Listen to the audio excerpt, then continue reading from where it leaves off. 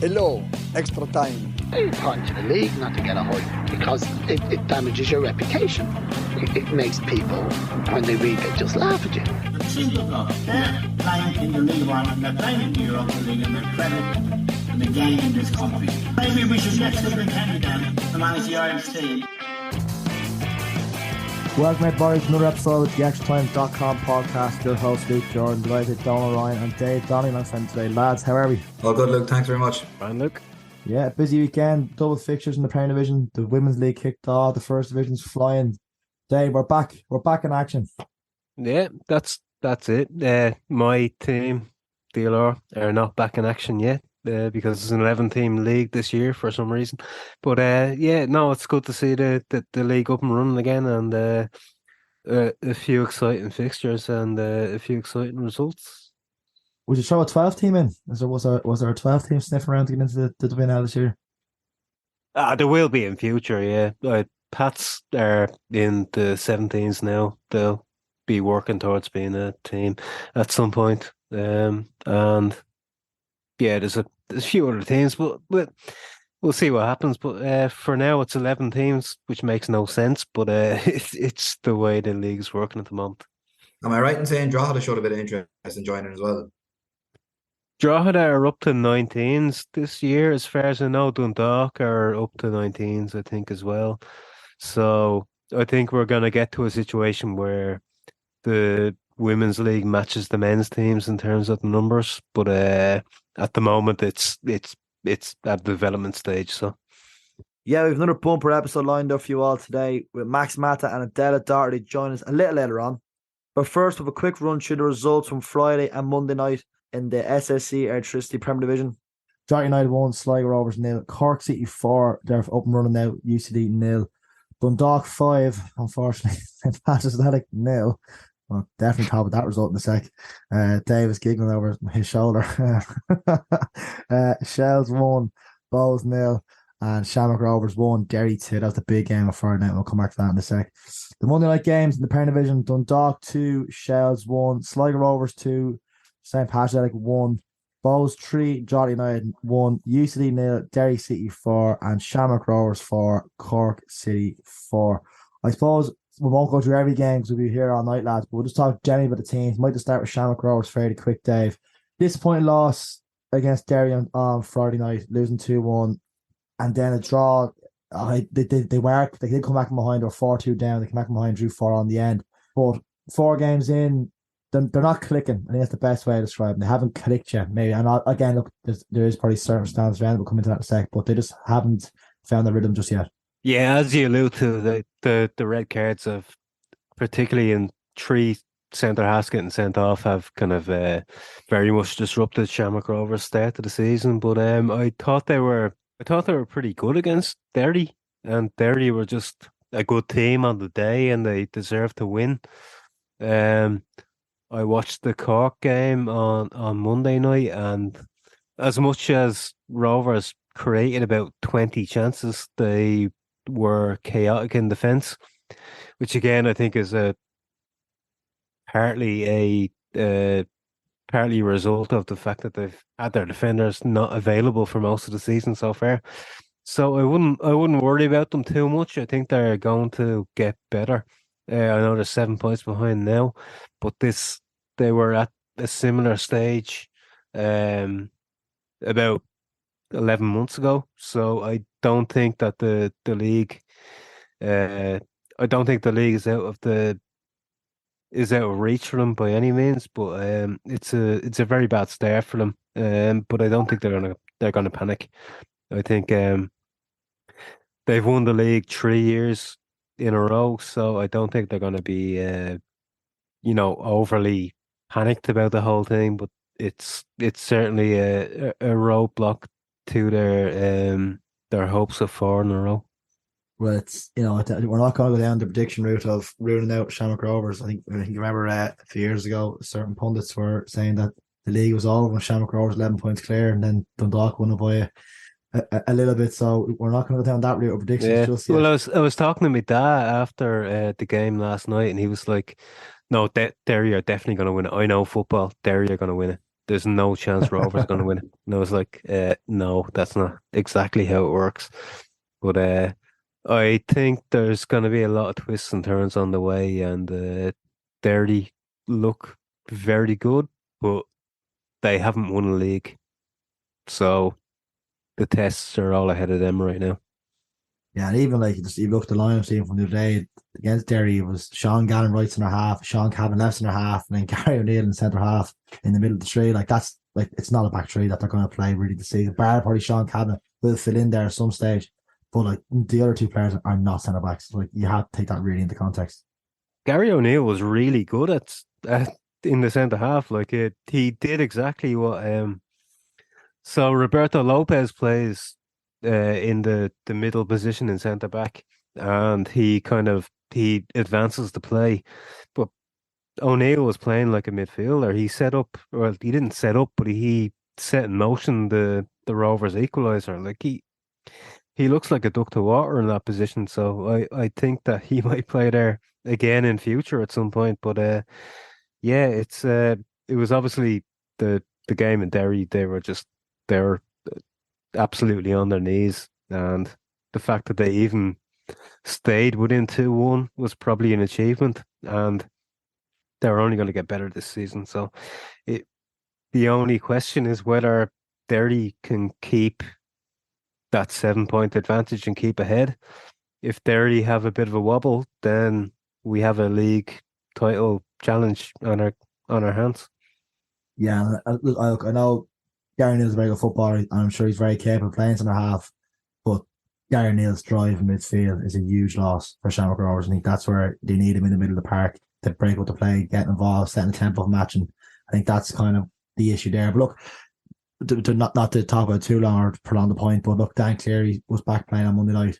Lee Grace was playing Monday night. Sean Hoare now is getting back fit, so there is options going. Lopez suspension, I'm sure, must be over this stage. 3 games are gone, so he's come back into the fold. So everyone's back now. Yeah, so there's there's players to come back in.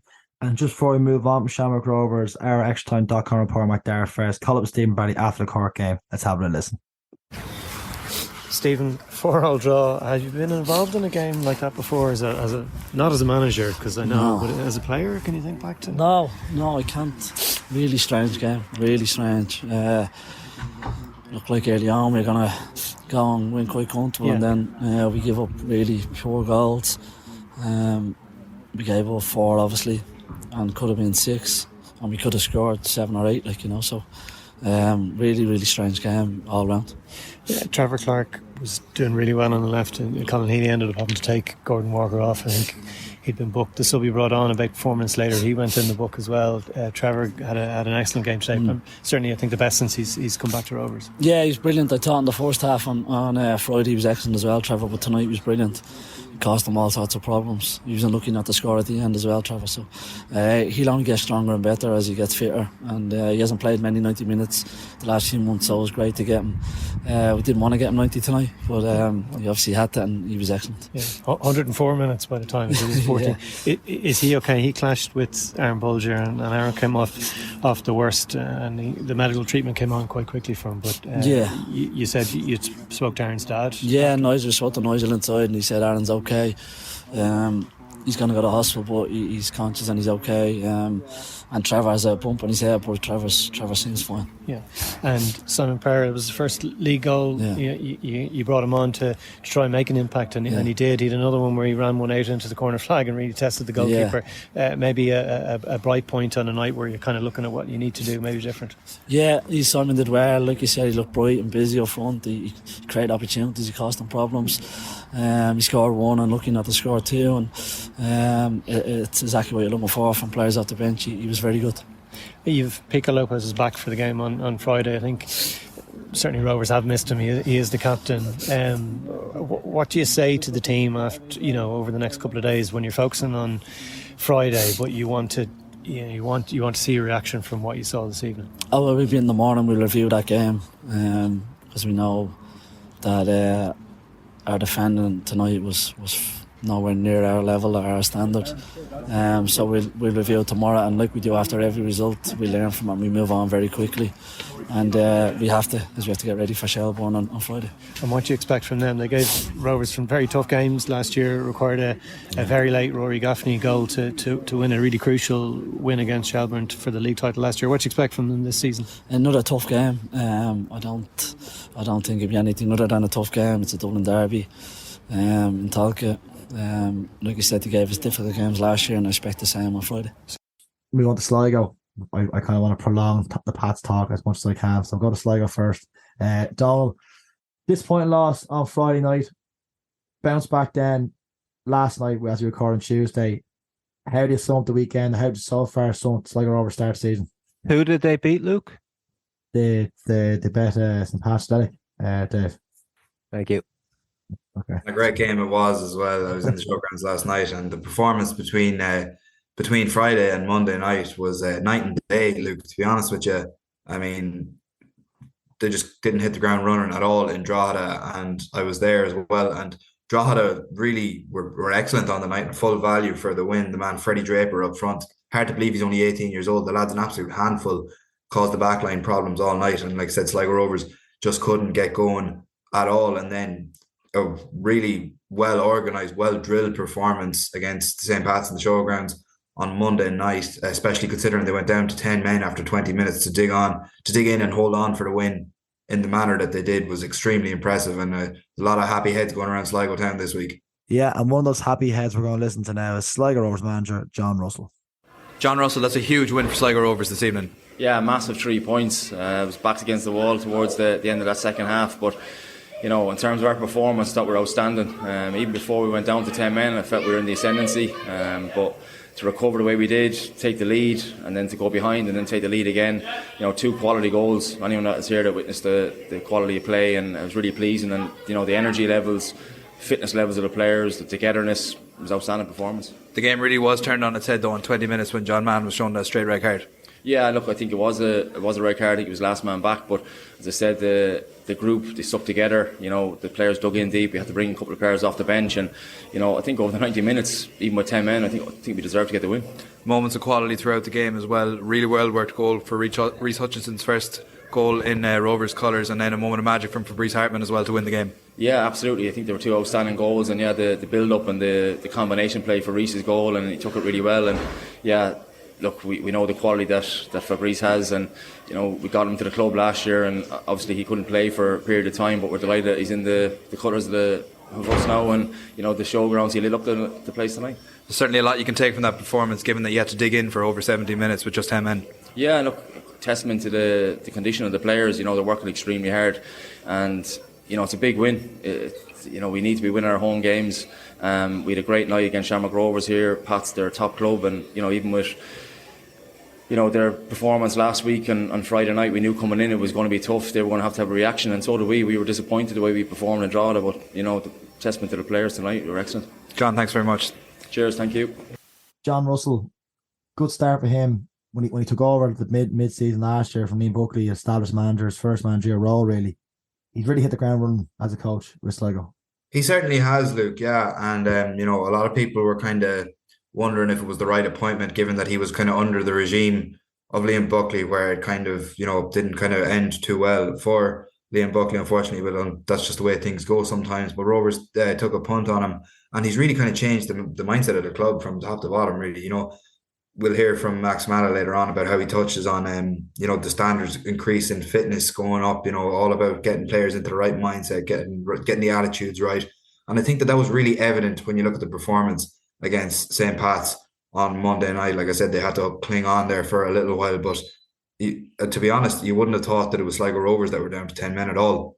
No, and again, I'm gonna prolong the Pat stuff for another few minutes. I'm gonna bring in Drogheda United now. Dave, I suppose Drogheda United, a lot of people's kind of, maybe even the bookies' favourites after UCD to go down this season. Again, good win against Sligo at Hungry Dory Park. What's the United Park now? Weavers Park now it's called. Weavers Park, yeah. Okay, they've had too many names. Okay, I'm just going to call it Drogheda Stadium. But just in general, over Drogheda, like, you know, good start to the season for them. Yeah, I've only seen bits and pieces, but they definitely seem to look like a well organised side. Kevin Doherty, obviously, any team that he is in charge of, they're well organised. I know they got beaten by Bowls on Monday night, but they certainly put a fight up. And yeah, they look like a very well organised side. They've done well to bring in a few players. The striker from Lincoln City, they have a link up with Lincoln City, and they've done well. They have Dale Rooney. They have they have a few players that have come in that have worked with Kevin Doherty before, and he has set up a very good base there as one of only two part-time teams in the league. They've done incredibly well, and I think they look like they really have a good chance of staying up. Yeah, one thing I will say about Drogheda United as well, Weavers Park is going to be a very tough place for a lot of teams to go this season, because they came flying out of the traps against Sligo Rovers when I saw them last weekend as well. And they were absolutely hopping off them from start to finish. And I think they had something like 10 corners in the first half alone. So it just shows that how organised and well drilled they are. And when you have the combination of Gary Deegan alongside Darren Markey, who's excellent on the ball, he was absolutely pulling the strings for Drogheda in the middle of the park that night. Like Weavers Park is going to be a very, very tricky place for a lot of teams to go this season, I think. Deegan is absolutely, he looks like a 29-year-old, not a 35-year-old. Yeah, and like what he lacks now in pace and kind of a bit more energy around the park, his leadership is exemplary as well. Like he was turfing lads out of it left, right, and centre in the middle of the park. Like Sligo Rovers couldn't get near them in the middle of the park on Friday night. And like I said, he's just kind of stepping up into that leader role and really taking the mantle there. Like he looks like he has 5 years left on him. Yeah, well, I reckon he'll certainly stick around for another year or two, anyways, given his performances over the weekend. I'm actually trying to work out in my head as you guys are talking, how many games has Drogheda United had for their stadium? And as far as I know, we've had Hunky Dory Park, United Park, Head in the Game Park, and now Weavers Park. Is that right? That's 6 years. Yeah, that's 4 off the top of my head anyway. I can't think of any more. What's Weavers? Is it a bar? It's a local bar, isn't it? Is it, yeah? Yeah, well, it's a local bar that's after taking on the sponsorship of the stadium for the year. So okay, right. Hey, that's a complete side note. It was just wrangling in my head. I was trying to figure out. Anyway, no one wants to hear that. Look, before we move on, Paul Corcoran, one of our players, called by Kevin Doherty. Let's have a listen. Now, Kevin, hard luck tonight was after such a bright start to the season, must be tough maybe to taste defeat for the first time. Look, it's never nice to get beaten, but again, we'd have done well to go the whole season unbeaten, to be fair. So it was going to happen at some stage. Look, I think we were well in it, and even right up until the end, if things had gone our way, and maybe decisions had gone our way, and a couple of little things that had gone our way, we would have been right in. But look, probably ultimately the goals we conceded were poor from we've been really, really solid defensively. We weren't tonight, but wrong decisions at times, a little bit sloppy at times. And then obviously down the other end we had a fair few chances, to be fair, and look, Stonewall penalty as well, which have obviously everyone's seen from at this stage in the penalty. But look, it's be like last week we were told after the game, oh yeah, it should have been a penalty, but probably couldn't tell us now. So we move on. And like, suppose you have a decision like that, and you come straight back and you level it 1-1. Just great to get that goal. You must have felt the game was there for the taking. You'd really put up the balls. It's tough to come here, but you must have felt there was something there for you. We did, yeah. Because again, we've done well so far, and we've played. And even in the first half, when we equalised, I thought we were well in the game, and as you say, we're probably in the ascendancy and could have gone on. But again, it was a poor goal to concede, and that changed the game. Goals change games. And look, we came in at 2-1 at half time. It wasn't, as I said, we weren't panicking, we weren't doing mad stuff.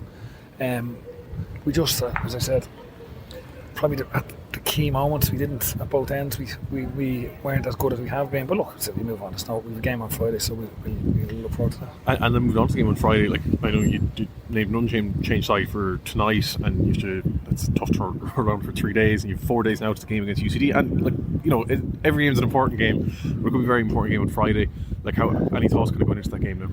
Look, we just have to try and get bodies rested, recovered as soon as possible, and then we'll have a look and train on Wednesday. Look, we won't have the biggest squad in the world. That's just something that we have to deal with, and we have been dealing with. So look, we move on. Get bodies rested and look forward to Friday. That's great. Yeah, so despite the 3-1 loss, the Balls, again, upbeat, I think, like we already mentioned beforehand, good start of the season. Winning as Sligo Rovers, 2 draws, 5 points to the board, decent start for them. Less can be said, I think, about Pats. I'll go to Dave first. Look, a 5-0 loss to Steve O'Donnell's Dundalk. Not the ideal result. You'd want a Pats fan going up there. And then followed by, I'm coming back to Donnelly on this in the 2 minutes, a lackluster performance against 10 men for 70 minutes. What do we do? You know, 4-8 kind of ramble on, Dave. I suppose not a fantastic start, I would say, for St. Patrick. No, I was keeping an eye. I was watching the first 20 minutes of the Pats Sligo game, and I saw the red card, and I just assumed that Pats would go on and win it easily. And then I saw that it was 1-0 Sligo, and I was like, Pats fans are going to have kittens here. And I love kittens, but I don't think there's any need for more of them. Mr. Tim, don't be unleashing any more kittens on our population. But yeah,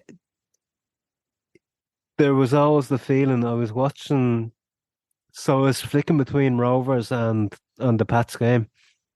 So like they were at different times. So I watched the first 15 minutes of the second half in the Pats game, the Pats Sligo game, and even though they equalised, Sligo looked like the better side. They looked like the more attacking side, even though they had 10 men. And that just was alarm bells for me. Pats don't look like a side that really know what they're doing. And I don't know if that's the coaching or the players or whatever, but they just look like they're struggling a bit at the moment. And it wasn't a huge surprise that they lost 2-1 against a side that had, as you say, 10 players for 70 minutes. And they just didn't have the balance of a team that you would expect. So yeah, and look, I'll go to Donal in a sec because he was obviously on commentary for LOI TV, but like just watching the both games, the first game in particular, Friday night, okay, look, the Shells game the week before, and I'd given them a huge pass because I thought Shells made the game very difficult. Richmond Park, the best times, can be a tight pitch, can be quite easy to clog up the central areas and close out draws for an away side. I always accept that. But when you're going to Dundalk, we don't have to go over the history between Dundalk and Pats the last 2 years. Bit of bad blood there, court case in the media. The last thing you want for Pats fan going up there is to walk home the tail to your legs and getting a 5-0 bouncing. And also, we must say, well deserved 5-0 bouncing. Dundalk deserved every goal they got. Far better side. The manner of the goals, if anyone's seen the highlights, absolutely horrendous. Very disappointing.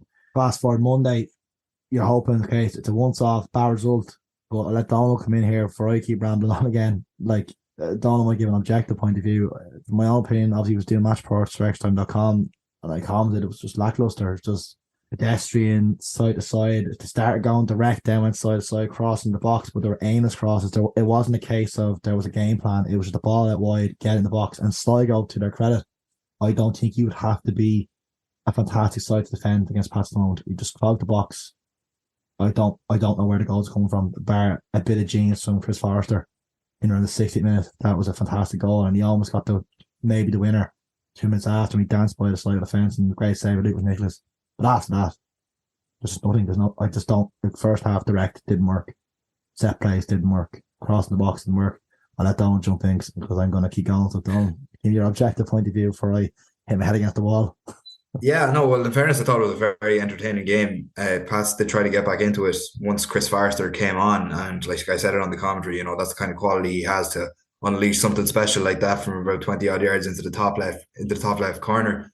And then he nearly repeated his trick from the cup final there a couple of years ago, dancing through the defence and stick one into the bottom right corner, only for a great save from Luke McNicholas to keep it out. But before that, Pats had no kind of impetus about them whatsoever. Tommy Lonergan was causing a lot of trouble early on in the first half, but I think he had an awful bad miss there. He had an open goal to him and somehow put it the wrong side of the post.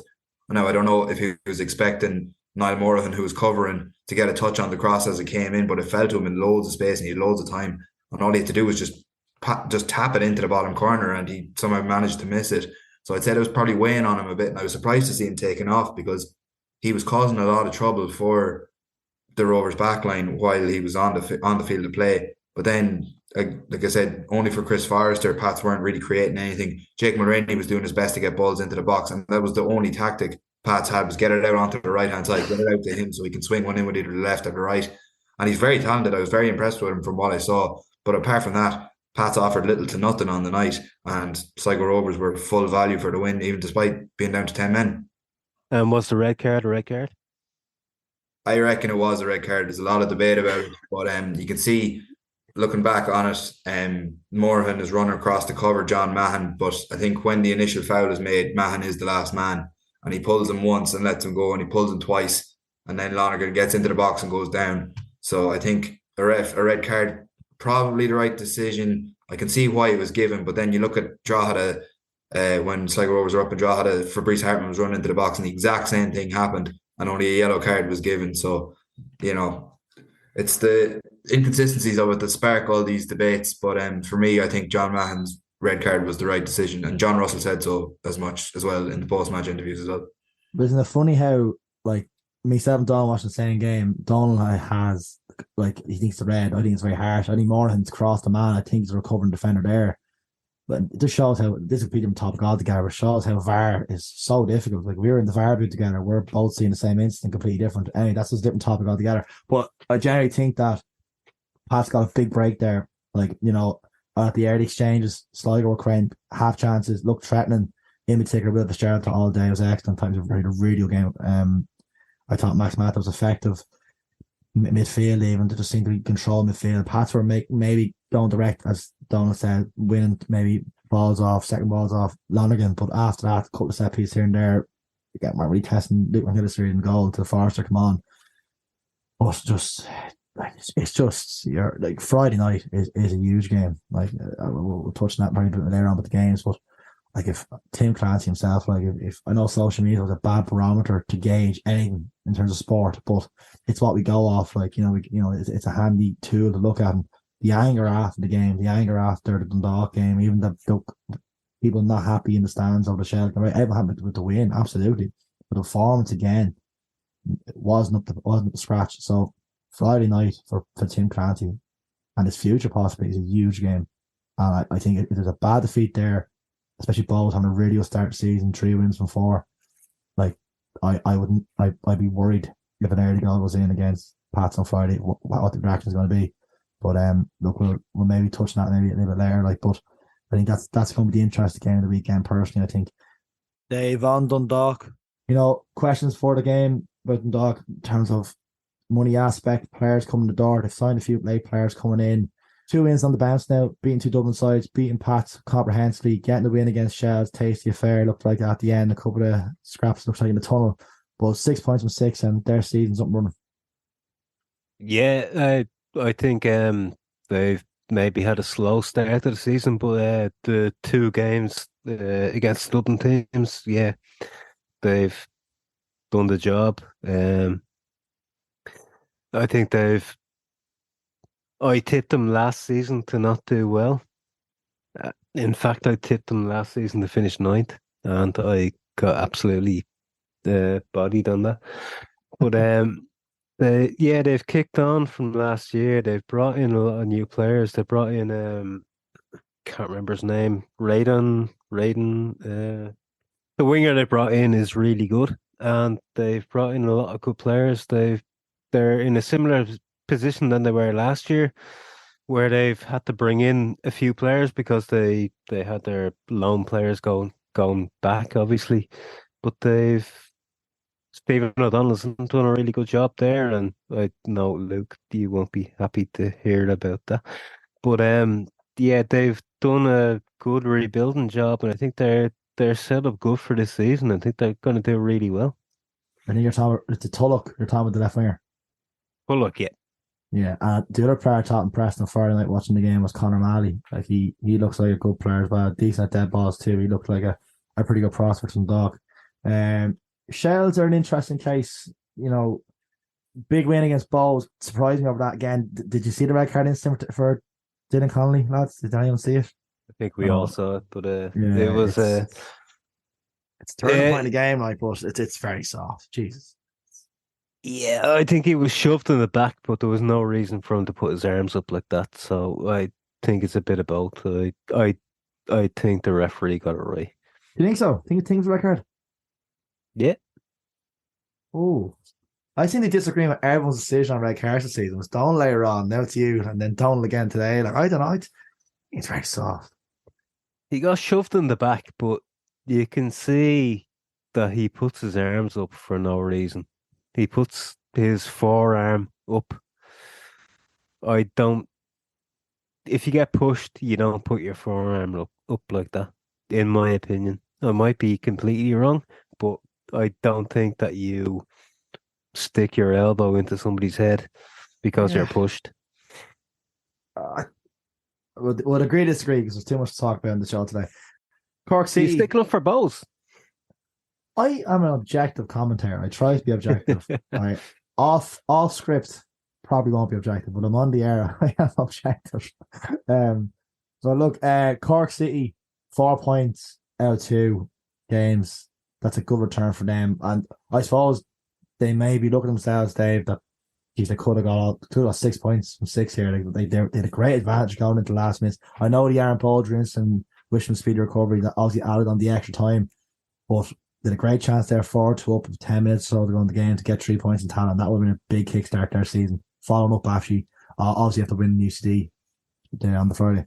Yeah, look, they look like a really good counter-attacking team. Like, obviously, as much as I like UCD, I think they're going to be whipping boys this season. So I think 3 points for Cork was always on the cards. But against Rovers, I thought they were really good. They looked really good on the counter-attack. Like, Rovers absolutely belted them. They were pinging them across us the whole second half, really. And Cork City were breaking really well, and they were taking the pressure off. They were a threat constantly, and they scored 2 goals in the second half, 2 goals in the first half. So they looked really good. I don't think it's going to be the same against every team, but in that particular game, they really did well. But I think looking at them, they have the talent to do well this year. I don't think they're going to challenge for European honours or anything like that, but I don't think they're going to be in any danger of relegation this season, whereas UCD, I think, look like it's going to be very hard for them, especially with no UCD there, with Drogheda looking fairly good. It's going to be very tough for UCD this season. Yeah, I think before the season they were everyone's favourites to hit the drop this year, and I think you look at the squad, it did look thin. A lot of experienced players they had this time last year all gone. Obviously, 2 obvious ones are Kerrigan and Collie Whelan, both left the club.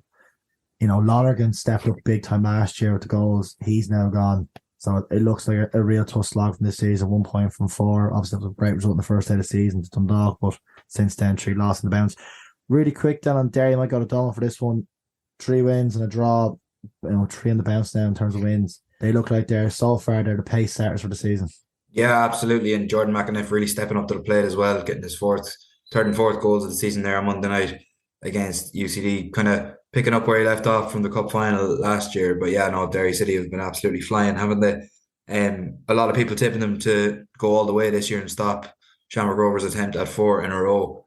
And they obviously put down a marker when they beat them in Tala there the other week. It wasn't Tala, wasn't it? It was in Tala Stadium. Yeah, it was. When they beat them in Tala there the other week, and obviously Shamrock Rovers with the lacking quite a lot of centre halves probably played a lot into that one, but still, Derry are setting the pace here, and they're looking very good with 4 games chalked off already. Yeah, and I suppose before we move on, the last couple we haven't really touched on yet is Bowes, and Steve and Cameron's listening to giving out, so we better talk Bowes. Good start to the season. Probably gone under the radar, Dave, in terms of pre-season. A lot of change to the squad, big characters leaving, but then obviously the return of Keith Buckley. Big win the opening night against Cork City, and they seem to kick down from there. Obviously, a slight blip, losing the shell, but the circumstances can dictate down to 10 men. But then rallied and won 3-1 against Drogheda, 3 wins out of 4. It's a good start to the season for them. Yeah, I think Declan Devine has kind of kept it low key, like purposely, I'd say. He's doing a rebuilding job there, but as you say, the likes of Keith Buckley coming in, he's playing alongside James McManus in midfield, 18-year-old. So it's a new setup, I suppose, but they seem to be motoring along quite well. Declan is a great coach, as he showed at Derry under two reigns. So they'd be my dark horse to do quite well this season. They have a good squad. James Akintunde obviously has come in, scored his first goal on Monday night. Jonathan Afolabi is there as well. I think that it's only a matter of time before he scores an awful lot of goals. So they have a really good squad. They brought in a couple of Polish defenders as well, who, from what I've seen, are very, capable. So I think that they're going to do well, and I think they're going to be real challengers for the top, certainly the top 3. Yeah, Dave Donnelly's dark horse season Bohemians. So we'll have to keep an eye on that prediction, Dave. Yeah, that's it. Quick run down the first division games. Not forgetting them, obviously.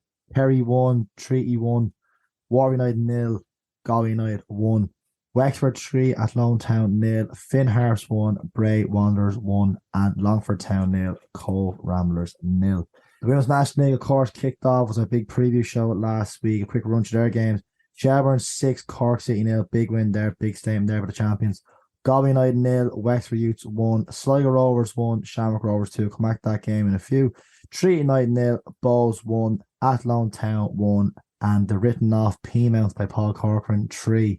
Again, that tweet caused a bit of eruptions during the week. But look, just to clarify, if you listen to the pod, Paul gives a very detailed analysis. Just don't go just by one quote on Twitter, people. We'll go to Sligo and Shamrock Rovers. Donnelly, you were at the game. Last kick of the game. It's always a tough defeat.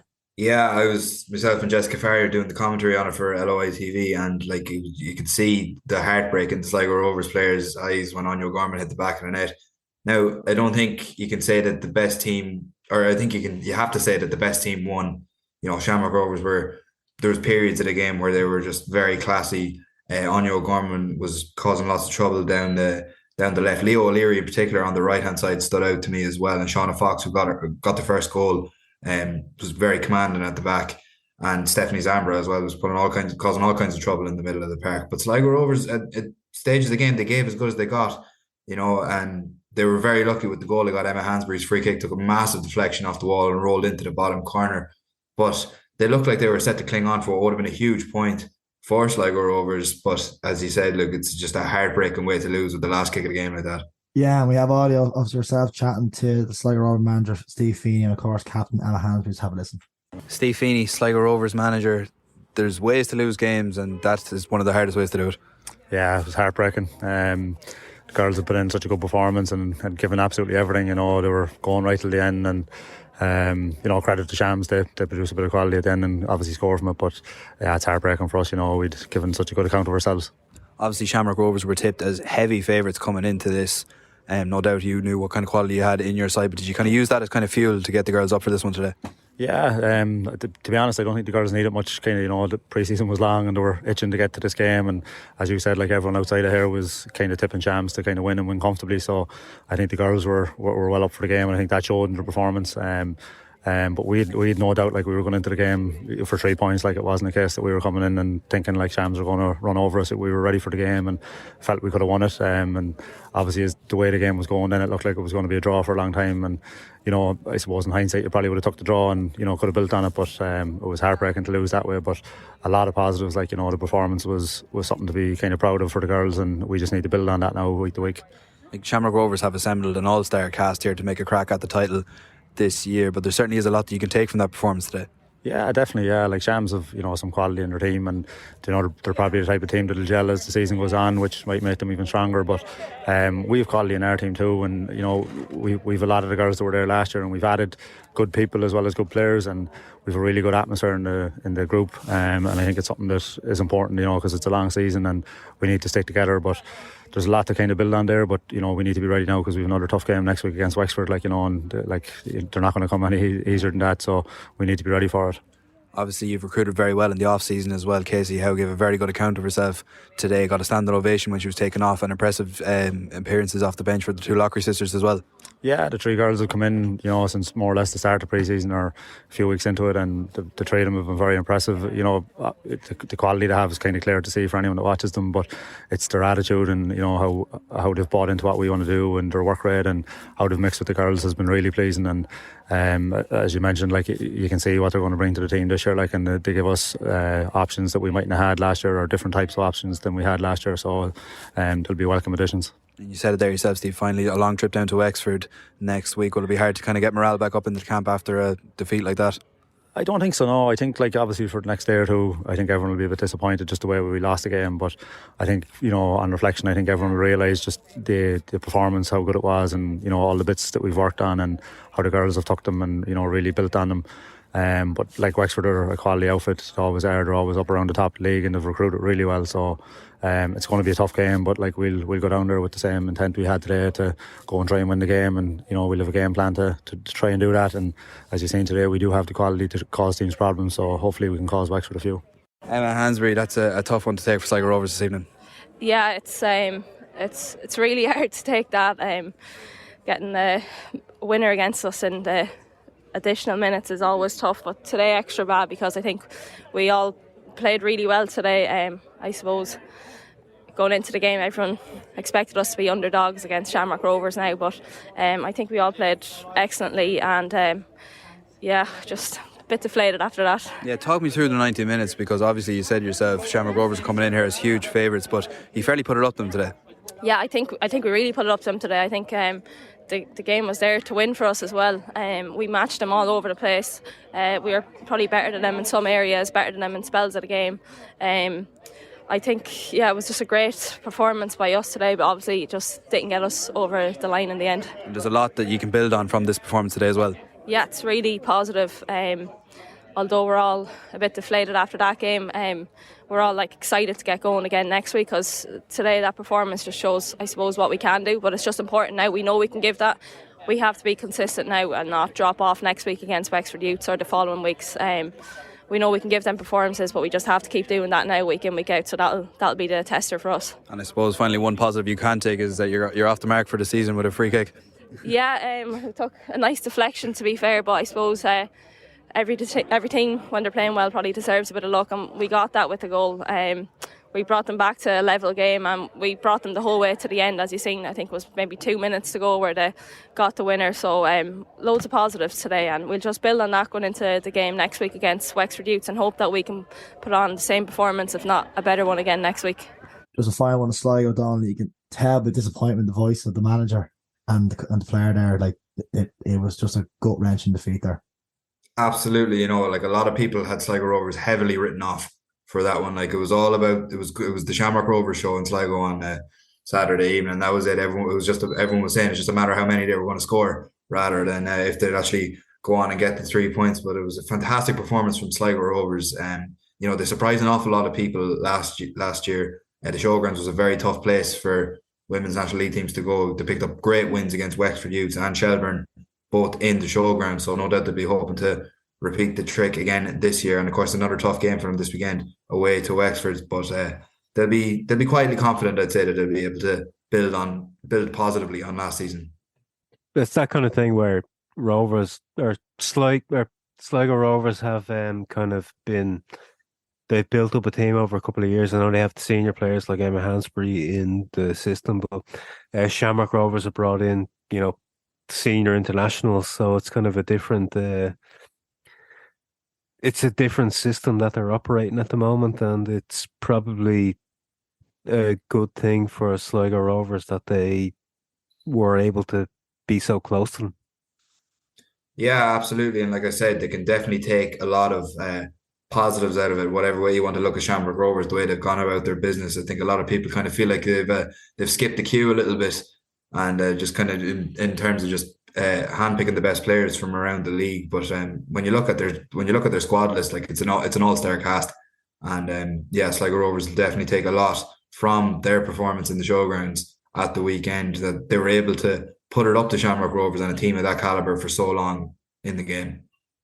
But Shamrock Rovers aren't going to click immediately, obviously. Like, it's, even though they have so many senior players and players who have played international football, like it doesn't just happen overnight.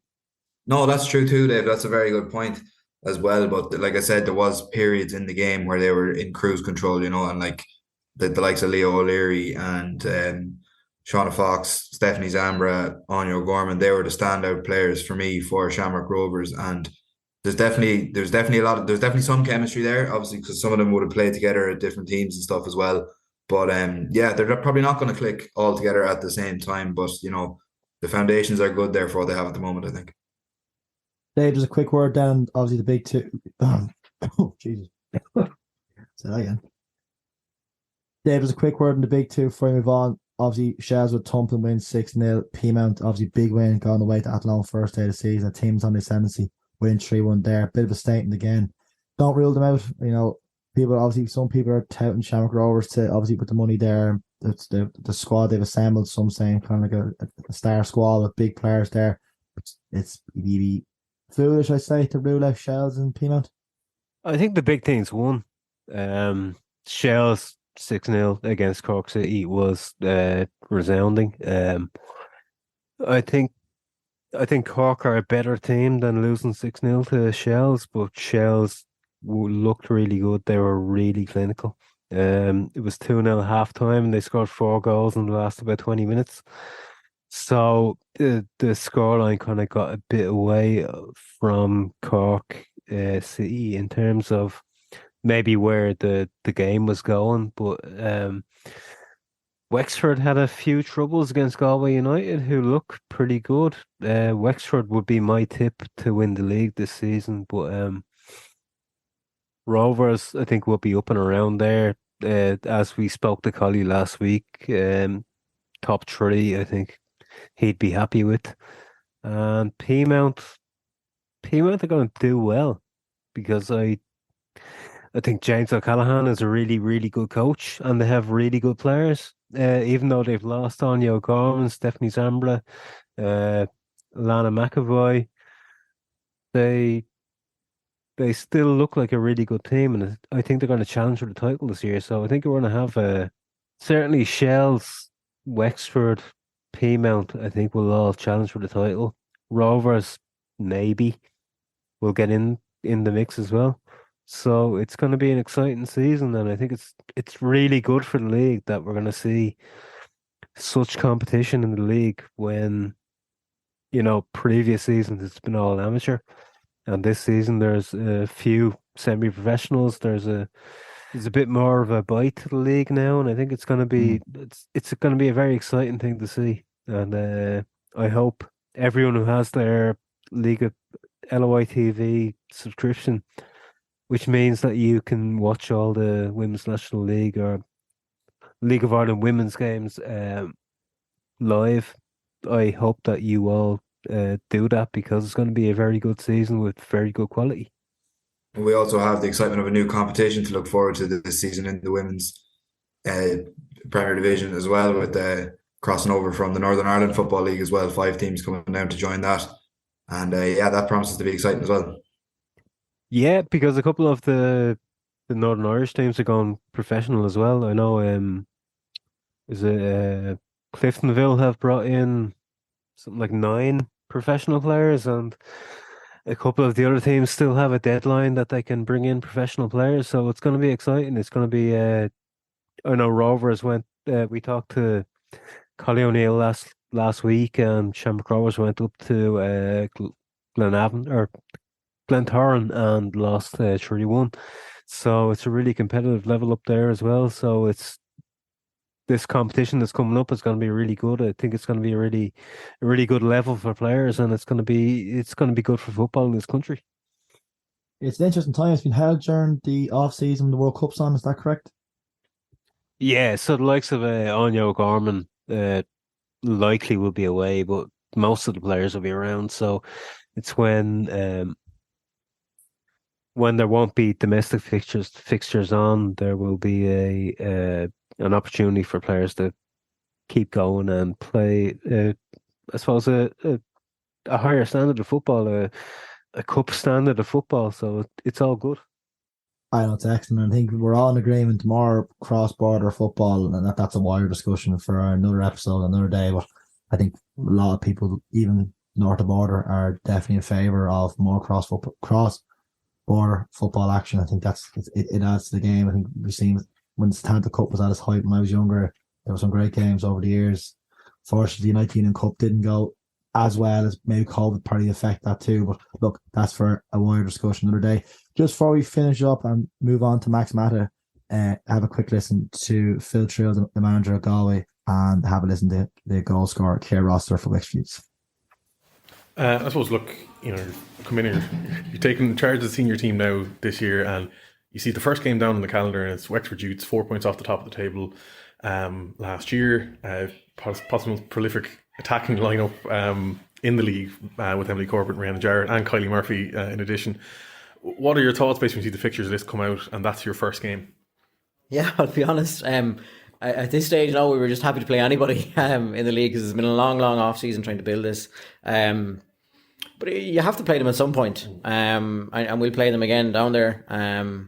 We were tight with them last year. We drew 2-2 with them here last year in under the previous guys, and we were close with them down there, a draw, and we lost via last minute penalty here as well. We're not that far off them. And I know it's easy to say based on today, but I wouldn't be fearing anybody because it's a fantastic opportunity for us to play, and we're all here because we have the passion to be here. So yes, they signed well, but so did we. I saw some players. I thought Emma McGuinness was excellent today. Really prolific signing, really positive.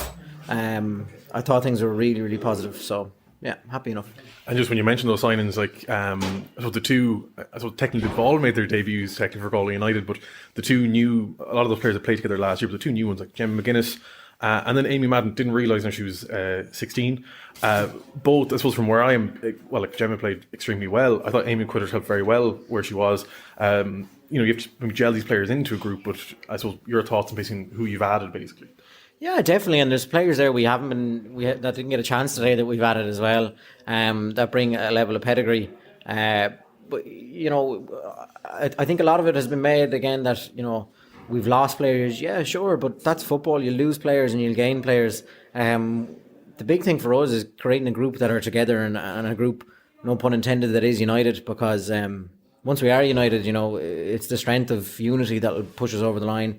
I think we've got some really good individuals, but again, a collective performance is what we're doing. You mentioned about players that have come in, but young Kate Thompson there today was exceptional. Played really well under previous guys at the age of 17, and she's still 17 and did really well in midfield against, Avian Clancy, who has potential to be in the senior women's squad, and Kylie Murphy, who's a top class pro. So there's a lovely mix there. And look, maybe it's a bit broader, but just for yourself, obviously you've great success at underage level with Galway Women's FC, but now you're obviously Alan Murphy's assistant last year. You're in the hot seat now this year. What's that adjustment like for you now this year as the main man, the manager? First thing I'd say is that yes, my name is the one that gets there. But we've a really good team of people around us.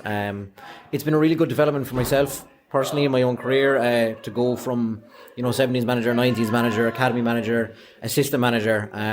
It's been really progressive, really good step by step. I've learned an awful lot, and kudos to Alan last year for taking me in. I learned an awful lot from him of in-game management and stuff like that at the senior level.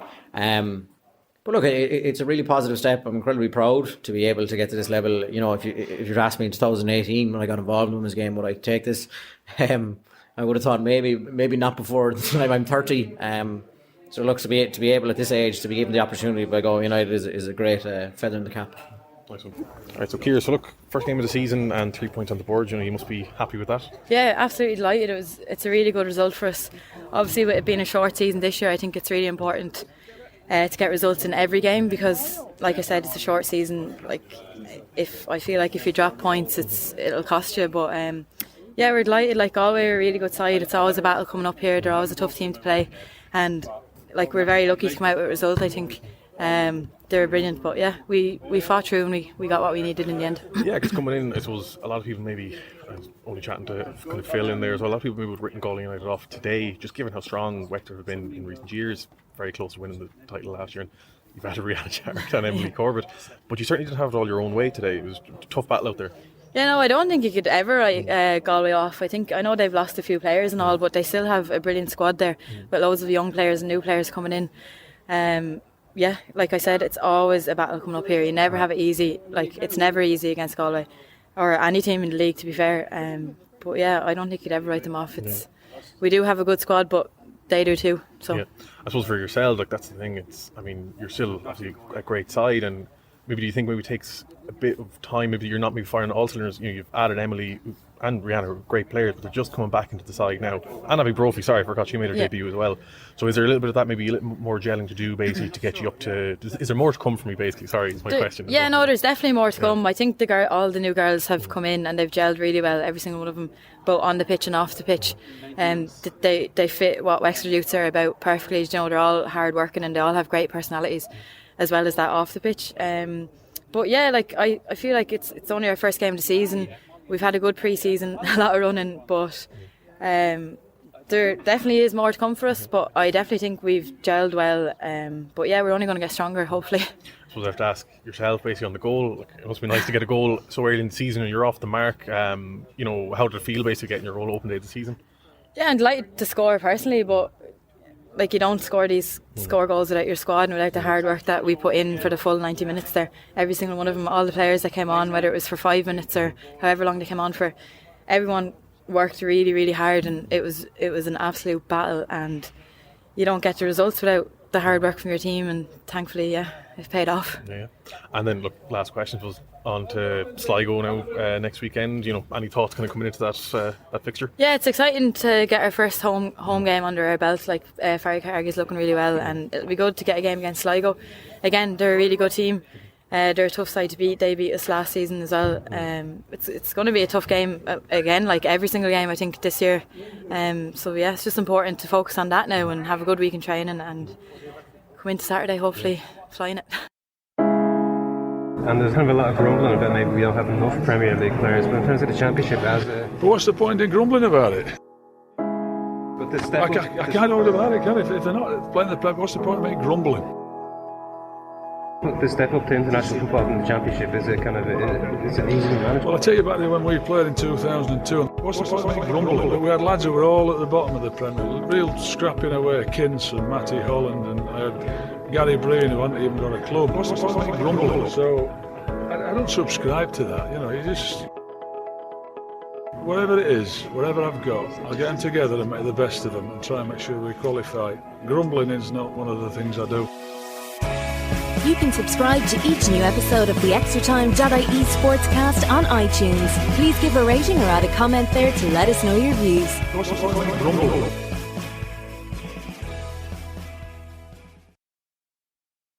Welcome back to the second half. We're delighted to have Sligo Rovers striker Max Mata with us. Max, how are you? Yeah, good, thank you. How are you? Yeah, I'm all good. I suppose you're probably in flying form today now. A lovely win on Monday night. Yeah, big win for us. Very happy with the result. It was a difficult one. We had to dig deep, but yeah, very happy to come out with 3 points. Was it a nice feeling to bounce back after defeat to Drogheda at the weekend? Yeah, most definitely. It was. It's always a sour feeling when you lose a game in any manner, and I think we were our own worst enemy up in Drogheda. So for us, it was most important that we engaged mentally, knowing that our bodies were going to be sore and tired physically, that we just took the right mindset into the game and tried to start with a high intensity. And I think we did that. And then obviously it became difficult around the 20-minute mark with the sending off. But yeah, the boys dug deep and we stuck together, and happy to come out with the win. And Max, 2 wins now, a draw and a defeat to start the season. You must be pretty happy with how the season has kicked off for you. Yeah, so far so good, I guess. Not a perfect start, but it's not the worst start. So For us, I think we're in a good place. We still have such a new team, and a lot of new players. So everyone's still kind of learning to gel together, and I think we're doing quite a good job of that. And of course, winning matches is probably the best way to build a sort of like team spirit. But yeah, like we put in hours of hard work in the week, and then come to the games, we're all excited and raring to go. So yeah, hopefully we can keep up good form. And you just touched on it there, Max, as well. Obviously, 10 players, new signings coming in into the off-season. Like, has it been difficult for everybody to gel together, especially when you see the likes of Reece Hutchinson scoring his first goal? Obviously, Fabrice Hartman's had to wait a while as well to get into the team. How has it been difficult for all those players to kind of come together? Yes and no. Like, obviously, there's so many new players, so you kind of have to just get on with it. Like, we're all here to do the same thing, play football and try and win football matches. So I think everyone kind of, football has its own language, so everyone kind of comes together on that, in that respect. But yeah, obviously having to learn like how certain players like to play and connection and all of that stuff, it's still relatively fresh, I guess. But we are learning and picking up on it quick. We have a good bunch of lads. Like, we have everyone's good personality. They buy into the concept and everything. So we're all on the same page. Just in terms, Max, yourself, obviously, having a good start to the season, personally, like a good hat-trick there against UCD. Is that important for yourself to get off the mark quite early? Yeah, I think it is, definitely. Obviously stoked to be on the score sheet this early in the season and have multiple goals to my name. And I'm hoping to continue the same sort of form, scoring more goals. It's the job of a striker. And it's, in my opinion, the best part about football. So yeah, of course, it's important. It's helpful for the confidence and everything like that. And Max, obviously, you're leading the line now as the main striker in the team at the moment. Is there more pressure on you now to fill the boots of Aidan Keane? Obviously, great player for Rovers last season, top scorer in the league as well. Like, is that a bit of added pressure on yourself, do you think? It's a good question. Like, some people would say yes, but for me, I think it's like a blessing, you know. So Aidan set the standard high, and it's up to me to do my best to try and maintain the high standards. Like, I had a season with him. I learned a lot from him. He's a good mate of mine now, so we're still chatting a lot. And sometimes I ask him, in this situation, what should I do, and so on. Like, we feed off each other. So I think it was a blessing for me, actually, having someone with that sort of quality in the same dressing room as me for one season. So yeah, I learned a lot from him for sure. And you mentioned high standards there as well. There seems, since John Russell has been appointed as Sligo Rovers manager, it seems like all around the club standards have just seem to have gone up everywhere. Like, there's been a lot made of the fitness regime that went on in pre-season as well. I'm sure, and we talked just there about it, you had a recovery session and stuff this morning. Like, I'd say, like you said it yourself, standards have increased tenfold nearly. Yeah, John's the type of manager that wants to make sure we're doing everything that we can to be at our best when the games roll around. And I really appreciate that. And I think all the boys do too. So, I mean, he has us in quite a lot during the week. We're working hard, trainings are intense. And yeah, we're doing a lot of video sessions, making sure he leaves no stone unturned. And yeah, for us, it's at the end of the day, we're doing all of this stuff simply to give ourselves the best chance of winning football matches. Obviously, Max, you came into the side last year, and obviously Liam Buckley was the manager. What's kind of the key difference you think you've seen between, say, Liam Buckley and John Russell? Or has there been a big difference? Main differences would be the level of intensity, like in training and the way that we play as well. Like, it's quick turnarounds in the league sometimes. Like, you're playing the Friday, Mondays are always tough, regardless of who you play or where you play. They're going to be tough. And I think us having such good fitness levels amongst the squad that we're probably that little bit more capable to be able to handle that heavy load.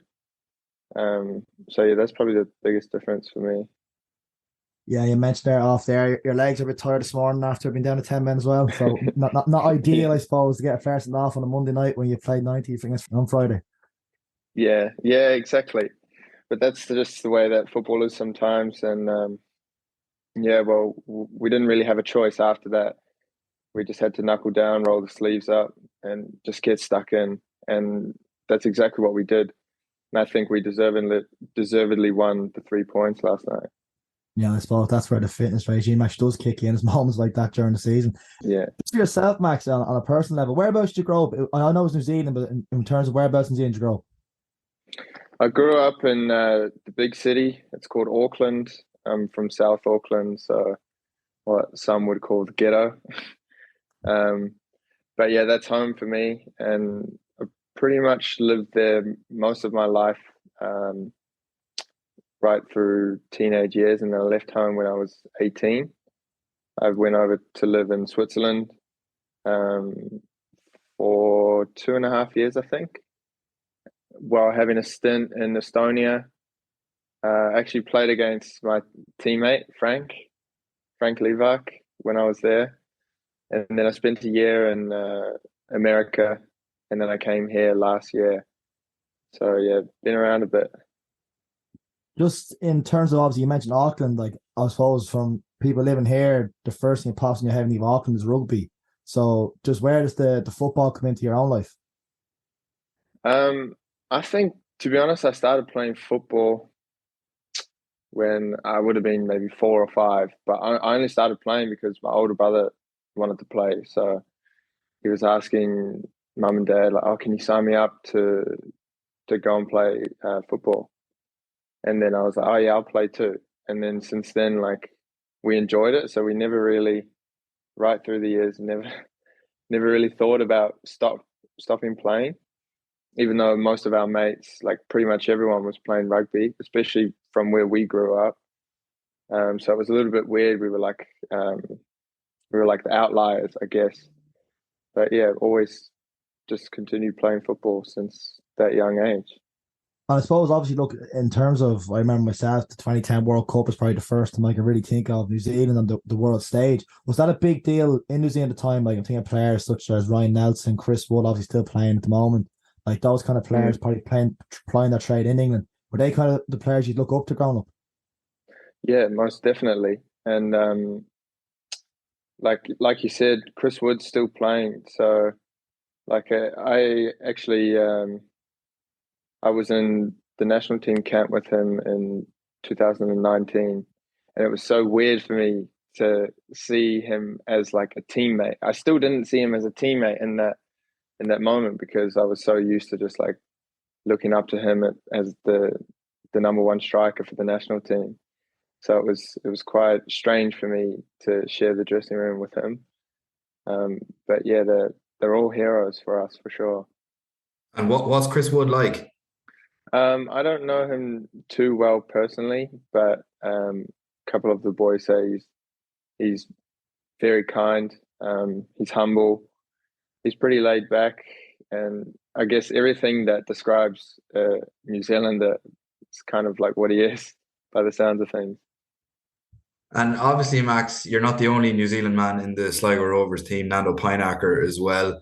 He's still included in a couple of national squads too. That must be something that you think you can achieve realistically as well, when you see Nando still being able to play in Ireland and still get called up to the national team as well. Yeah, most definitely. I think for me, I just need to keep believing in myself, keep working hard, and if I'm doing well enough and on the score sheet enough times, then I'm sure that I'll be turning some heads, and hopefully lucky enough to get the call up. And was it, obviously you're still very young, Max, obviously you still have a good career ahead of you.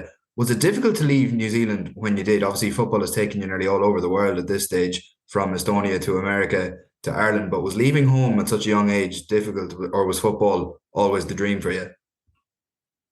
It was always the dream, but yeah, it's the most difficult thing that I do in my life, to be honest, and it doesn't get easier.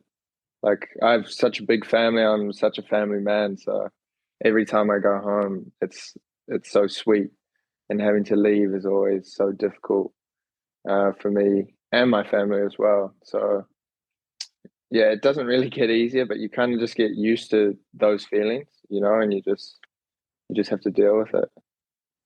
The interesting part, I suppose, for myself is, how does a man from Auckland get to Switzerland? So how does that journey begin for yourself coming to Europe, Max? It came up first, so I was part of a football academy in New Zealand, and one of the coaches in the program had a friend who lived and worked in Switzerland for a club called Grasshopper Zurich, and after the Under-17 World Cup, he watched a couple of the games, and he's like, "Oh, would you like to bring Max over? Whatever, we can bring him over for a trial, see if he likes it here."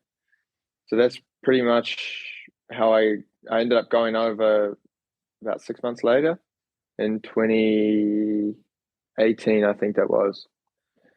Went over for a month, trialed, they liked me, and they wanted to bring me back for the start of the 2019 season, in the winter of 2019. So that's when I first left home. Yeah, and that's how it came about. What was the experience like in Switzerland with Grasshopper? It was very different to everything that I had ever experienced in my life up to that point. But it's a very prestigious club, traditionally huge in Switzerland, and it still is. And I guess the facilities were pretty amazing. The level was quite high. Yeah, it was a special place to be at that time, I think, for sure. Yeah, because I think it was Conor Rowland. Did you cross paths with him? He's an Irish player over there. Yeah, did you cross he paths was with Conor there Rowland when I over was there? there. Yeah, Briefly. So he was there maybe for a month or two when I was there, because I left soon after he came, and he was injured pretty much most of that time. I think he had a knee injury or something. So like, we'd only cross paths in the gym, whatever, and say hello to each other and stuff, and kind of get on with what we were doing. But yeah, I recognized him when he was actually a teammate of another New Zealand international, Alex Scree, for St Mirren. And I recognized him. I was like, "Oh, that's Conor. I remember Conor from Grasshopper." no, because I remember the time, just in terms of Conor Rowland, because obviously Grasshopper at the time, I think, were in the second division. They got relegated because obviously it's one of the biggest clubs in Switzerland. Then they play in the second, and I was quite surprised. So was the club at the time going through a bit of a transitional period of what was happening over there? Yeah, so we had the season I signed we were still in the Super League, and it was capitulating, and so it was a difficult time for the club, for the fans, for the players of all age ranges and everything. I think there was a few problems with the board and everything like that, and then they ended up in the second division, and then were expected to bounce straight back up, and narrowly missed out on that the first season that they played in the second division, and then they ended up going back up the following year. Yeah, you had a stint you mentioned Estonia, but I'm actually interested, you got to the United States for a while. Like, was it with an affiliate MLS club you were playing for at the time, or what was the kind of scene in America?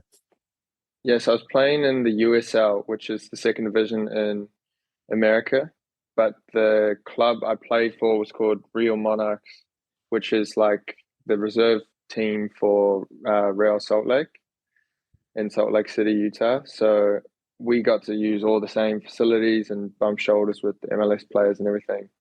It's a very professional setup, to be honest, over there. As you can imagine, America's got so much money that they pour into their sport. So everything was like top-notch, state-of-the-art. It was unbelievable. Yeah, and that would have been around the COVID time as well. You're over there. Like, was that kind of difficult at the time?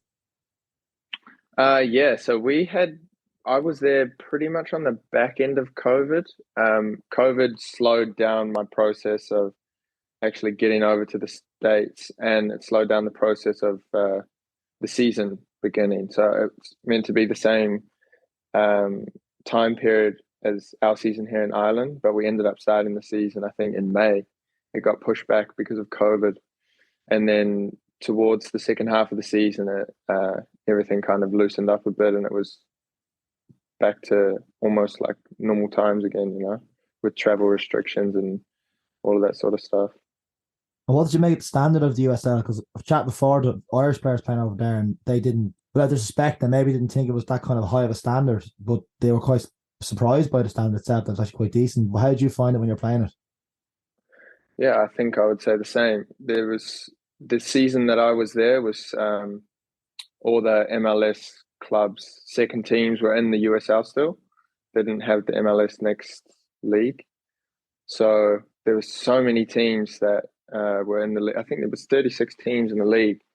And because of the size of the country, they did Eastern Western Conference. So I was on the Western Conference. I didn't see the Eastern Conference. It's hard to say because there's so many teams. There's some very good teams, and then there's some not so good teams. But the good teams are actually very good. They play like a high intensity football. It's quite like there's a lot of players with flair in that league. So when you watch the good teams play, it can be quite exciting as a spectator, I guess. So how exactly, Max, do you go from the USL to the League of Ireland and end up in Sligo Town? So pretty much I have the same agent as Nando, and Nando was on loan from LOI from Portugal last year here, and pretty much during his loan move, I don't know how it came about, but they ended up saying that they were looking for a striker, and I was a free agent at the time.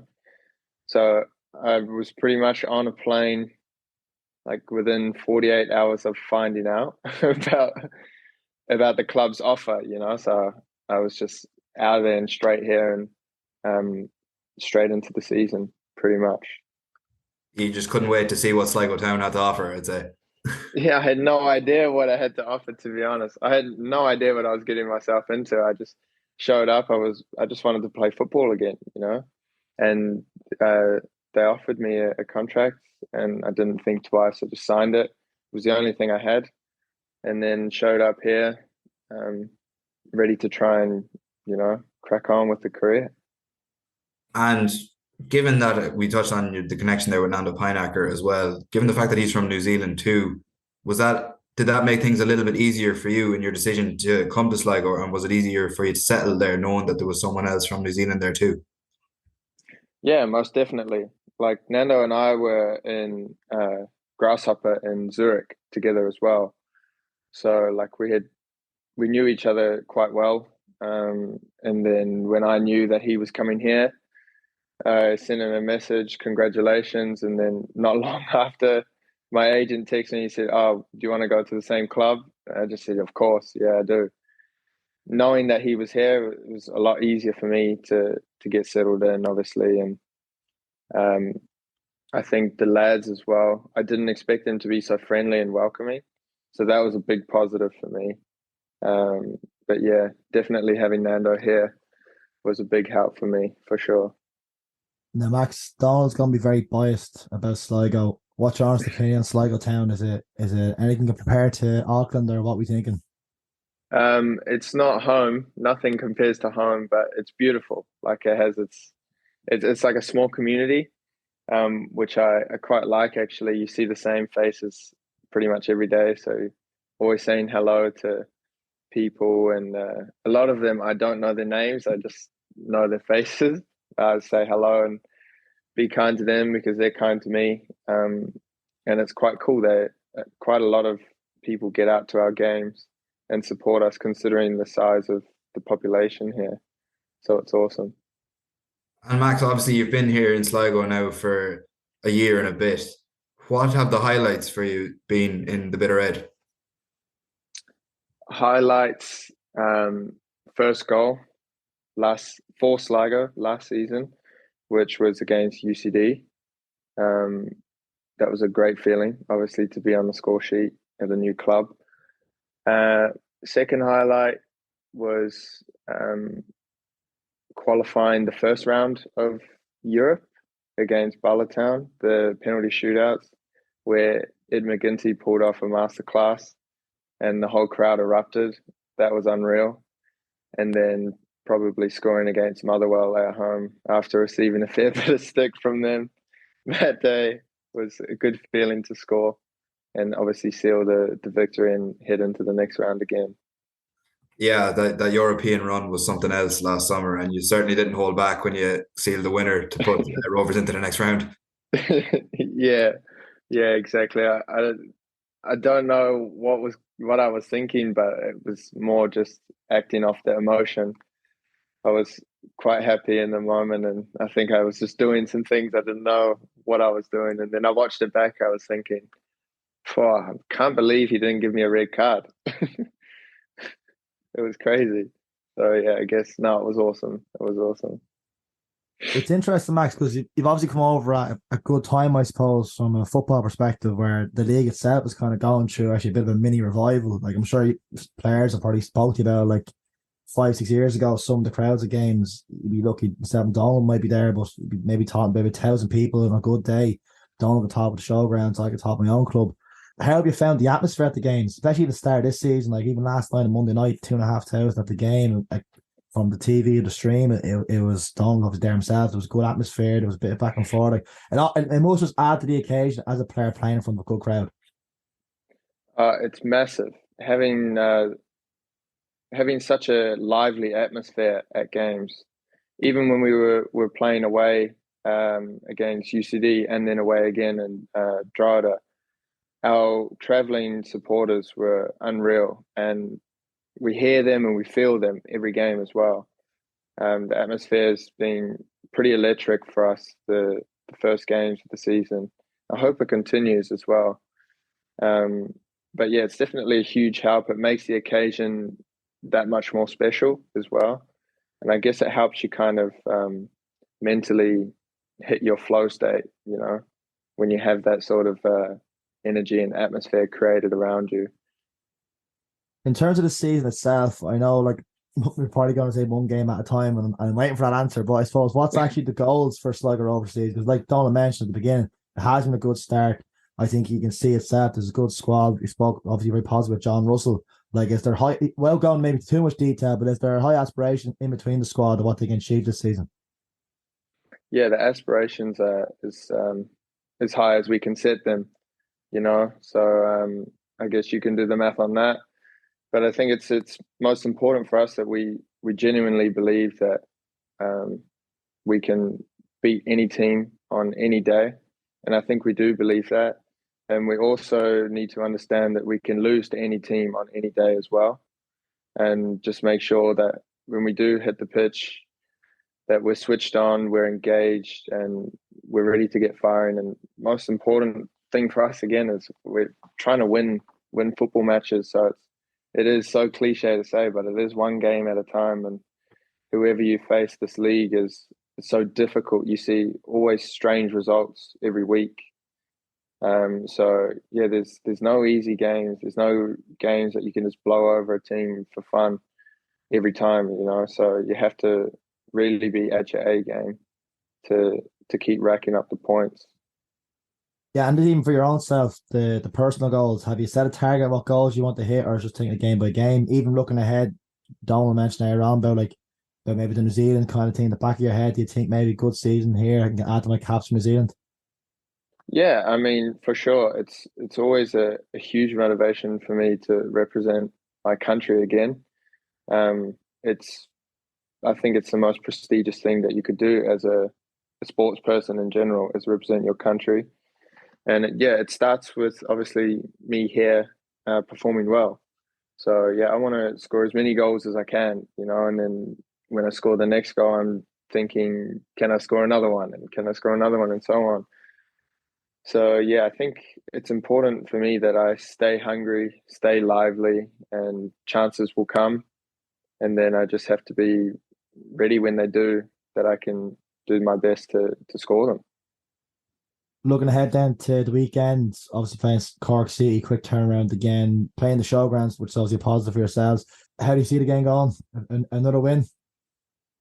That's definitely the plan. We're very excited already. A couple of the boys talking about it today at our recovery session. We're always excited to play the next game. You know, when you finish one game, you're obviously, after a win, you feel good and so on. But we're excited to play the next game. You know, in front of our home crowd again. It's such a special feeling. You can't really replace it. So hopefully another big performance from the boys, and hopefully another 3 points. Max, thanks for coming on the podcast. We'll chat again soon during the season. Awesome. Sounds good. Thank you, guys. You're listening to extratime.ie. League of Ireland football is our passion. Welcome back to the third half. Dave Donnelly has rejoined us, and we're delighted to have Della Doherty with us now. Della, how are you? I'm good, thanks. Thanks for having me. Looking forward to get started. Yeah, no problem at all. I suppose before we get into the football, more importantly, how are you? How's recovery going? You mentioned off there, obviously the bad injury. Unfortunately, bad injury back in October, so I kind of got over the first of it. The first hurdle back, the MCL's healed, so that's a really good step. And I just got to surgery then at the end of January, so I'm about 4 weeks post-op now. So I'm in a really good place in terms of the injury. So looking to get back step by step closer to pitch, and it's really good to be back in and around the team and stuff, and it's really good for the head and all. So overall, I'm in a good place, and I'm kind of excited now that the league started, so I have something else to focus on and look at the girls and how they're going to do this year, which is really exciting. Yeah, and what's the time frame for the injury? What is it? Are they talking this season, next season? What are they saying? So at the moment they're kind of looking pre-season 2024. But look, I'll always aim to try and be back for the end of the season. But we'll take every day and every week as it comes. It's an injury where there's going to be ups and downs, and you're just going to have to kind of see where you are at each period. So we're looking January probably is the most realistic, but we'll probably aim for maybe October. We'll be optimistic. I don't know. It's a long time to be out. I think was it October you sustained the injury, so it's. Yeah, October. The guts of 18 months, possibly. Like, mentally, how difficult is that?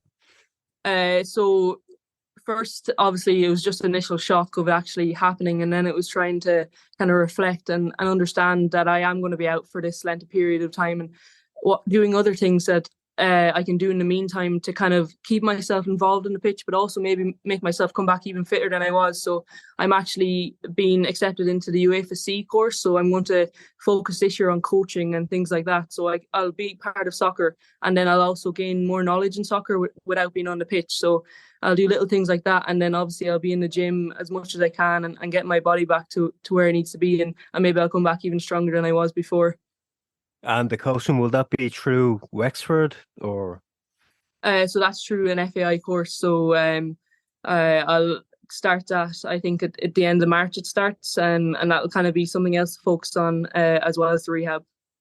All right, and I suppose just in terms of yourself, like the injury, did it kind of change your focus a little bit? Like, I suppose when you're young, you realize that, or you think that you're going to have a 20-year career or whatever, but when you get an injury, it kind of changes things. But was coaching always something that you were looking down the line at?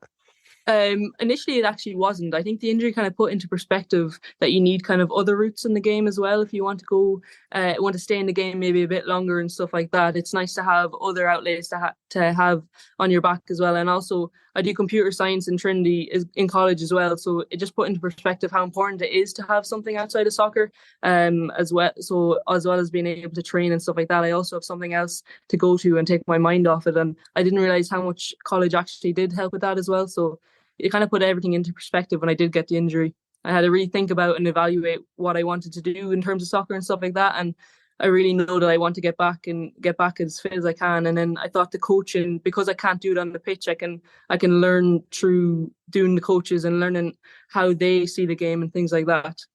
Just for yourself, Della, in terms of, you kind of mentioned your day-to-day, how has it affected your day-to-day, the injury? Like, I suppose at the very start of the injury, I wasn't able to walk or anything like that. So it was really kind of defibrillating, and kind of I had to learn how to do all that kind of things again, and I lost a bit of my independency, so that was quite hard at the start. But as I've regained it now, it really shows you that you need to appreciate them things. So I feel like I'll always really appreciate being able to walk or small things like that going forward now.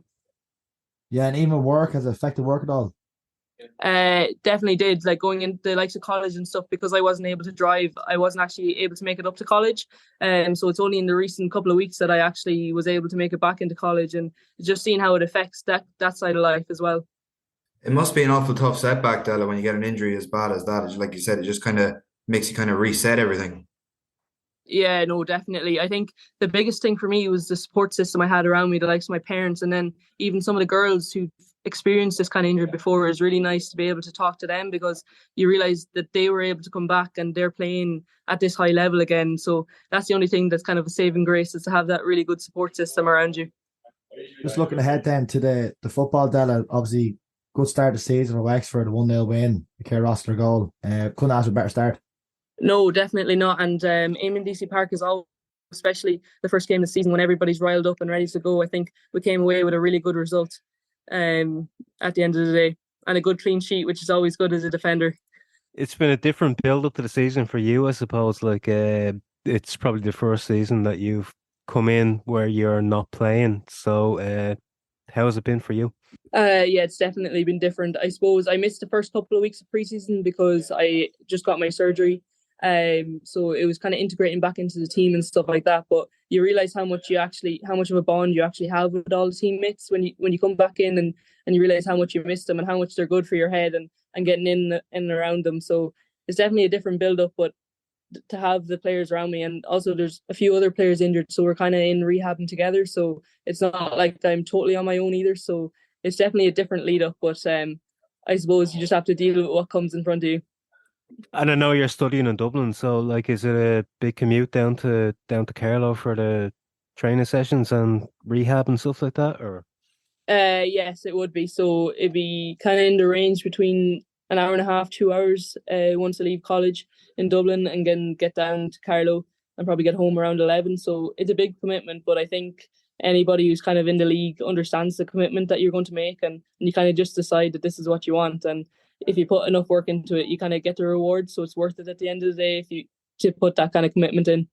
Well, it must be a big thing for you. Obviously, you're studying. You have a full-time life studying, and you're also adding football on top of that, and you're injured as well. It must be a big pressure on you. It is. That's another thing that I kind of had to readjust, is kind of timetabling my schedule a little bit better, and kind of fitting in the rehab and making sure that I'm doing that while also keeping on top of my studies, and also getting in and around the girls and stuff like that. So that was definitely another big adjustment that I had to make when I initially got the injury. And Della, you touched on it there as well. When you say there's other girls in the squad that have bad injuries, like you talked about LOI, she picked up a similar enough injury to you. It must help kind of in your recovery, trying to work back to when there's a couple of you kind of out together. Yeah, definitely. I think the camaraderie and the kind of togetherness that we have really shows when there's a group of us injured, and we get into the gym together and we push each other on, and we make sure that we're hitting the goals that we've set for each other. So it's definitely easier when you've someone along beside you that you've seen kind of going through the same thing, the same mental, same physical kind of thing you're going through. And I think it's really nice to see that they're getting to where they need to go as well, but they also have ups and downs. So your ups and downs are okay, and it's just how you manage them then. And obviously having Rihanna coming back now, we all know the hell that she's had with the 3 ACL injuries, and Ellen and yourself, like it seems to be rife in the game at the moment. But having, I suppose, people who've been there, done that, come back and gone to a great level in football must be, I suppose, it must give you a bit of inspiration that things can get better. Oh, that's definite. I suppose on the bad days you kind of reflect and you remember that other people have kind of felt the way you felt as well, and they've got back to the highs of playing again and things like that. But it's like when you're playing, it's like with being injured, you have such highs and you have such lows in the game. So it's remembering that you were able to deal with them when you're actually playing as well, and kind of use them experiences to my advantage now, and and then hopefully I'll really learn a lot from this experience, and hopefully be able to bring it back into my game when I do get playing again. We'll move away from the injury news because I think it's depressing. But I suppose looking forward to this season, being in and around the Wexford squad, how do you think the season is panning out at the moment? Look, I think the first hurdle was to get the 3 points on Saturday, and obviously we got over that. So hopefully we'll bring that momentum now into this Saturday's game against Sligo, because Sligo always bring a good game, and it'll be a tough game. So I think we really have to knuckle down and bring that kind of win and the grit that we showed on Saturday into this game. But I think overall it's going to be a very unpredictable league from every team. It's kind of hard to know what to expect, because every team's going to be so good and every team's going to give you a challenge. So you're going to have to really prepare every week, I think, more than we've ever had to before. And having Rihanna coming back, obviously, and Emily Corbett coming in, and look, there's a lot of reinforcements in the team. It's looks on paper a stronger team than last year, so it must be very encouraging for you. Yeah, definitely. It's so good to see that we were able to attract the likes of the talent of Emily Corbett and Rihanna Jarrett back to Wexford Youths, and the experience and the wealth of knowledge that them two will bring up front is really going to show this year. And look, I'm really excited to see how them two kind of gel together as the season goes on. And we've another few girls that came in, and then you obviously have the Stonewall girls that have been there since day one, and they really bring who Wexford Youths are. And I know you've been there a couple of years, and Kylie Murphy has been playing up front for the last couple of years. I'd say she is absolutely delighted that she can go back into her proper position. Yeah, definitely. We all know Kylie Murphy is an out-and-out midfielder, and she just controls the game, and she's very good at what she does. I think in the middle of the field, she's able to just dictate everything that's going on and go forward and backwards and lead the team the way she does so well.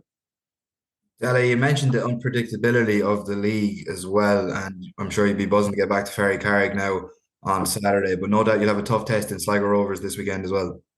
Oh, definitely. I think Sligo are such a young and athletic team that they always bring the energy in the first kind of 15-20 minutes, so we really have to kind of settle them down and hopefully get into the game as quick as we can, because I think they're a really hard team to play the longer you let them stay in the game, like any team is. So I think if we can stick to our game plan, hopefully we'll be able to get over them on Saturday. And Dave mentioned that Wexford have obviously recruited very well in the off-season with Rihanna Jarrett and Emily Corbett coming in as well. You must feel that there's a serious buzz around the women's football at the moment too. Oh, definitely. You can see all over the place there's kind of players moving, clubs all over the place. So it's exciting to see how the league's kind of going to plan out and how these players gel together. Because from our point of view, the camp is really good, and the players who came in have settled really quick, and it's really good to see. But it kind of just kind of sums up the Wexford environment. The people come in and they're able to settle in quickly. So hopefully it'll show now on the pitch in the next couple of weeks. Yeah, and I suppose one of the reasons for the buzz is obviously the introduction of Shamrock Rovers into the women's game, or reintroduction of Shamrock Rovers, I should say, obviously. Just in terms of obviously hearing from a current player, what do you think of the addition, firstly, of Shamrock Rovers coming into the Women's National League? Overall, I think it's a really good thing for women's sports. I think to see that kind of interest and to see the men's team kind of taking that interest now in the women's game and applying themselves and bringing in women's teams is really good to see, because the likes of Rovers are a really big setup in Ireland in the men's football industry. So to see them having an interest just shows how far the women's game has come in Ireland. No, it's interesting because obviously you're hearing the word positive, and obviously I don't know if you're listening to the narrative on social media, but we kind of said to Colin O'Neill last week when he was on that this kind of argument being put forward that maybe that they're buying the league or their players are following the money, do the girls were talking about that in the dressing room in terms of maybe Shamrock Rovers buying players in or bringing players in? Rather, it's just, does it unbalance the league, or as you said, do the positives completely outweigh the negatives? I think the positive kind of outweighed negatives from a player's point of view, because I think just it brings more challenges, and as a player it riles you up more to go out on a Saturday and show that you're the best team in the league and things like that. From a Wexford point of view, I think we use it as fuel to the belly rather than thinking it as bringing the league down in that kind of way. How does it feel for you as a player? Like I know the last 3-4 years, Bowes have come in, Sligo have come in, Rovers have come in now, obviously.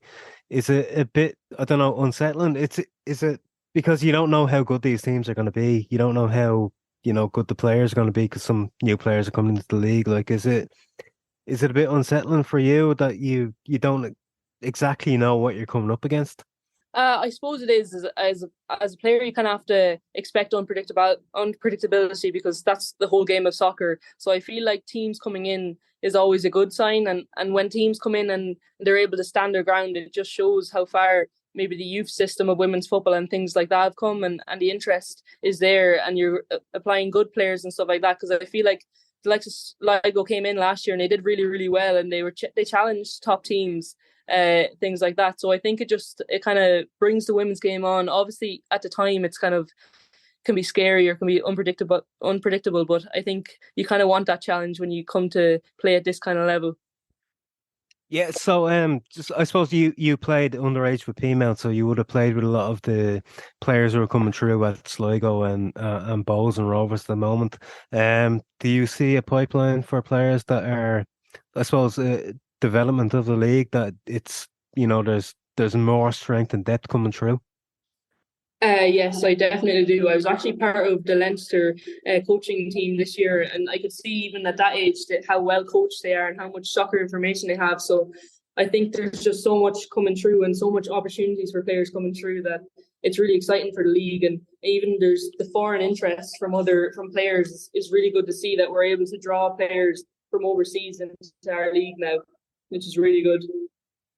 And I know, like the likes of Pearl Slattery are going very heavily into coaching programs, and you mentioned earlier that you're dipping your feet into coaching as well. Like, I suppose in the women's game has been mostly dominated by male coaches for the last 10, 15 years.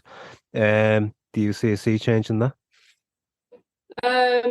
I'm not sure because I'm not in the coaching kind of game just yet, so I'm not sure what the kind of male to female ratio is, but I do think that there's definitely more opportunities for females coming through in the likes of coaching. So it's definitely something that I feel that we will see in the next couple of years, is that more kind of burst of women coaches on the scene. So it'd be something to look forward to as well. I think it would bring kind of a different diversity to the league as well. And you've been at Peamount, or you've been at Wexford from Peamount for the last 2 years. I know at the time when you left Peamount, I think there was a bit of a defensive crisis, and you would have had maybe a chance to get into that team. So I was just interested to know, like, what was your reason for going to Wexford? I think just as a young player at the time, I just needed game time, and I needed maybe a different kind of environment. I'd been at Peamount since I was 14, so I felt like I just needed to kind of experience something different and try my hand somewhere else to try and get game time. And I feel like it's really paid off. I haven't been as happy in soccer than I have been in the last year and a half or so.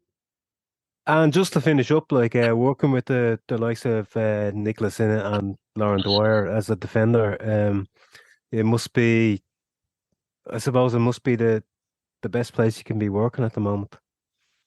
Definitely, like they have such a wealth of experience and knowledge behind them, and just even in training, never mind games, you learn so much about the way they play and the aggression and the kind of desire you need to be a defender and to be, I think it's who they are as people as well. And I feel I really look up to them kind of people. So the likes of Lolly, Nick and Lauren, I feel like I learned so much even within a year of playing with them last year. I think it brought my defensive game so far forward, but also off the pitch. They're such lovely people that you always want to be around them and things like that. So I think as a young player, it kind of made me evolve into who I am and who I will be going forward.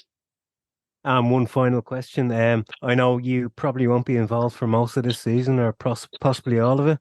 So do you have a tip for who's gonna take the trophy at the end of the year? Look, I've no doubt that Wexford are going to take the trophy. I think we came into this pre-season, got new players in. The players we have really fine-tuned things that they need to, and I think Saturday was just a really good stepping stone to bring the momentum and going the whole way this season. I think we were so close last year that we'll just have that fire this year that we really want to go on and do well. Well, that sets up nicely for my last question then, Della. How did you see the game going Saturday night? I think we'll tip maybe a 3-1 win. I think Sligo will always bring something. They're always a threat up front, but I just think with the players we have, we're going to overpower them on Saturday. So it'll be a really good game. Interesting to see, but I just think we'll tip it at the end of the day. Overpower them, Donal. Did you hear that? Overpower Sligo. I think that was maybe I have nothing to add here.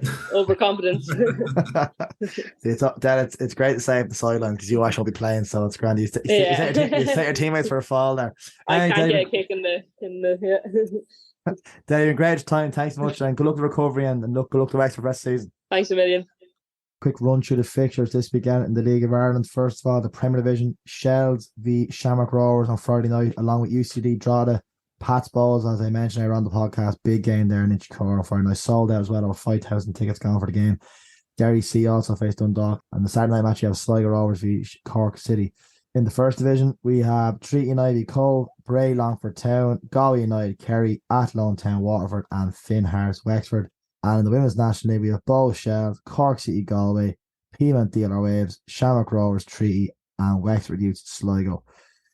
Donal, you want any games this weekend? Yeah, I'll be in the showgrounds, Luke, as Sligo Rovers welcome Cork City, a long spin up to Sligo from Cork. So, it promises to be a good game anyway. Two teams coming into it in pretty good form. So, I'm looking forward to that one. I feel like every game's a long spin for Cork, though. Yeah, especially this year. Yeah.